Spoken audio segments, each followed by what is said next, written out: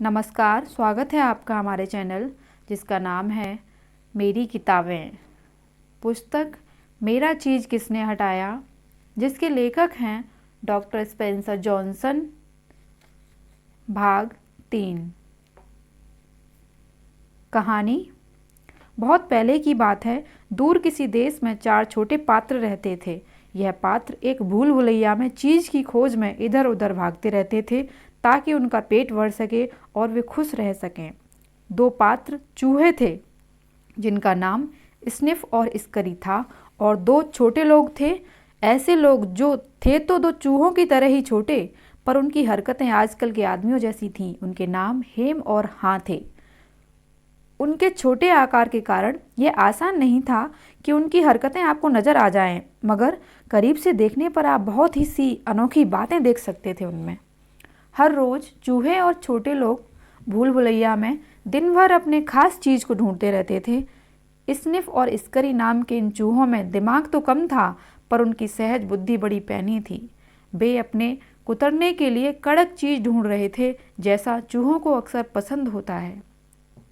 दोनों छोटे लोग हेम और हाँ एक बहुत बढ़िया किस्म के चीज़ को ढूंढना चाहते थे। उन्हें भरोसा था कि चीज़ मिल जाने पर उनकी ज़िंदगी सफल हो जाएगी। चीज़ ढूंढने के लिए उन्होंने अपने दिमाग का इस्तेमाल किया, जिसमें कई विश्वास भरे हुए थे। हालांकि चूहों और छोटे लोगों में बहुत से अंतर थे, पर उनमें एक बात एक जैसी थी। हर सुबह वे अपने जॉगिंग सूट और दौड़ने के जूते पहनते थे, अपने घरों से बाहर निकलते थे और अपने पसंदीदा चीज़ की तलाश में भूल भुलैया में दौड़ धूप करते थे।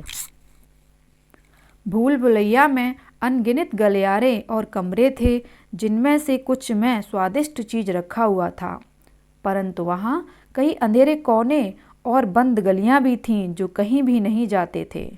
यह इस तरह की जगह थी जिसमें कोई भी आसानी से गुम सकता था।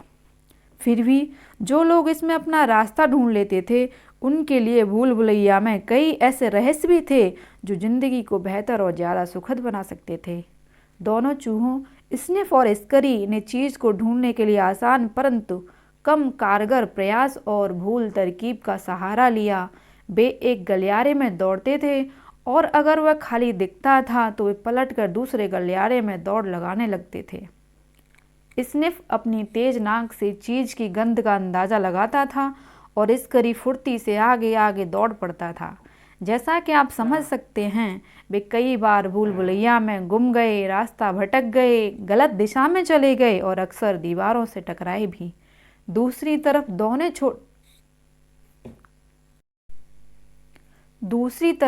दोनों छोटे लोगों हेम और हॉ ने एक अलग तरकीब का सहारा लिया। इस तरकीब की जड़ में 2 खास बातें थीं: सोचने की उनकी काबिलियत और पुराने अनुभवों से सीखने की उनकी क्षमता।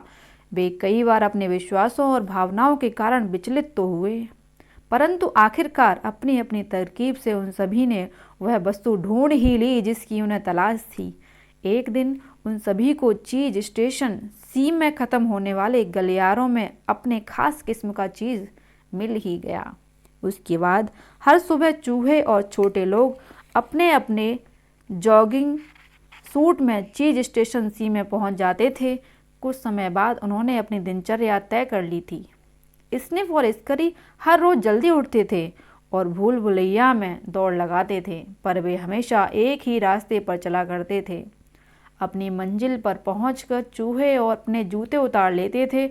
उनके फीते आपस में बांधकर उन्हें अपनी गर्दन में लटका लेते थे ताकि ज़रूरत पड़ने पर वे जल्दी से उन्हें पहन सकें।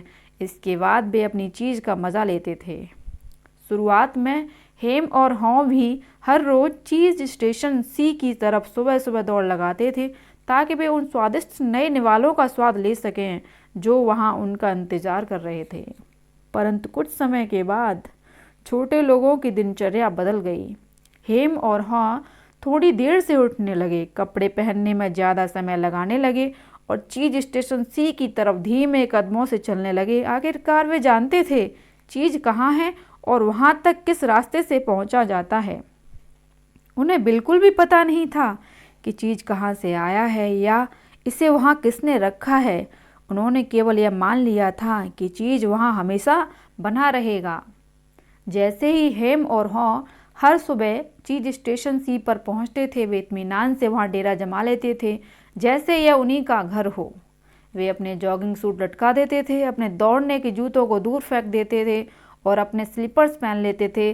अब जबकि उन्हें चीज़ मिल गया था तो वे आराम मतलब होते जा रहे थे। यह बहुत बढ़िया है, हेम ने कहा।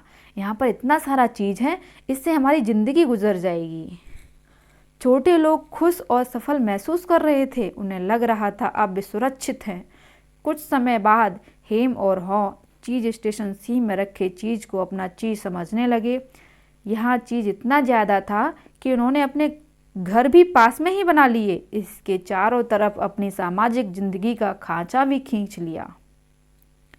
यहाँ पर ज़्यादा घरेलू माहौल बनाने के लिए हेम और हॉ ने दीवारों को कहावतों से सजाना चालू कर दिया। उन्होंने कहावतों के चारों तरफ चीज का चित्र भी बना दिया, जिसे देखकर वे मुस्कुराने लगते थे। धन्यवाद। आपका दिन शुभ हो।